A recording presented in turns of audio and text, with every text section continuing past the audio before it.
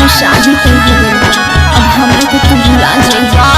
हम तोरा के भुला जाई। अरे हम तोरा से प्यार डीजे मुकेश चकिया चल दे बहुत दिलवा का फरवा दे। नहीं हमरा में बाटे कसूर बानी घरवा से हम मजबूर वादा कोई भुला सब जाइहा चल जाइहा हमरा से दूर। नहीं हमरा में बाटे कसूर बानी घरवा से हम मजबूर वादा कोई भुला सब जाइहा चल जाइहा हमरा से दूर। हो जाई बुझहिया दोसरा के हम तोह के भुला देबो हो जाई बुझहिया दोसरा के हम तोह के भुला देबो हो रही न याद तोहर गोरी रे दिल के ऑपरेशन करा देबो हो रही न याद तोहर गोरी रे दिल के ऑपरेशन करा देबो हो। अरे ऐसा मत करी हे जा डीजे मुकेश चकिया देखो तोहरे के अपना दिल के हम ऑपरेशन करावतानी आ तू कहत वैसा मत करी अरे हम अपना दिलवा के फरवाए हो घर दूसर बसा तू लीहा जानी रोई हो गई हो जब मान करी लेके ससुरा में आई हो बुझला ए राजा।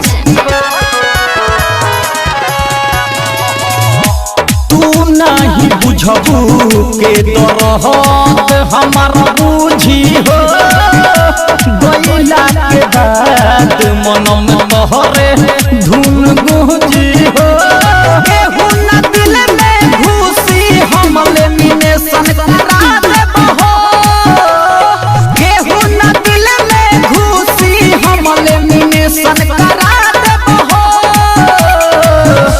रही न याद तोहर गोरी रे दिल के ऑपरेशन करा देबो हो रही न याद तोहर गोरिया रे दिल के ऑपरेशन करा देबो हो। अरे ए जा काहे ऐसे बोला था भले जिस्म मुहार लेकिन रूह तो तोहरे में बा। अरे बाप रे बाप अरे रे पगली पटना रिकॉर्डिंग स्टूडियो बसंतपुर। कभी मासूम ना ऐसे बोला करो बतिया के केयर हो जवन होई दुखवा करी हो हमारा से शेयर हो।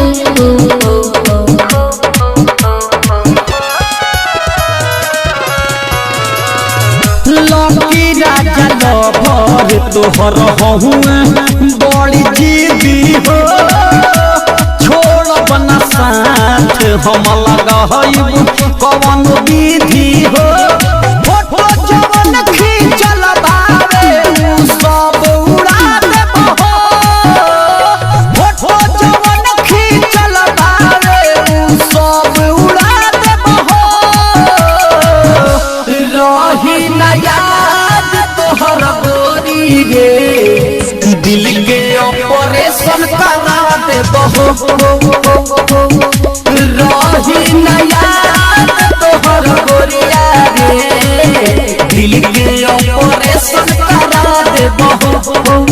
नहीं हमरा में बाटे कसूर बानी घरवा से हम मजबूर वादा कोई भुला सब जाइहा तू चल जाइहा हमरा से दूर। हो जाई बुझहिया दोसरा के हम तोह के भुला देबो हो जाई बुझहिया दोसरा के हम तोह के भुला देबो हो रही न याद तोहर गोरी रे दिल के ऑपरेशन करा देबो हो रही न याद तोहर गोरी रे दिल के ऑपरेशन करा देबो हो। बुझलू हर्ष पटना रिकॉर्डिंग स्टूडियो बसंतपुर।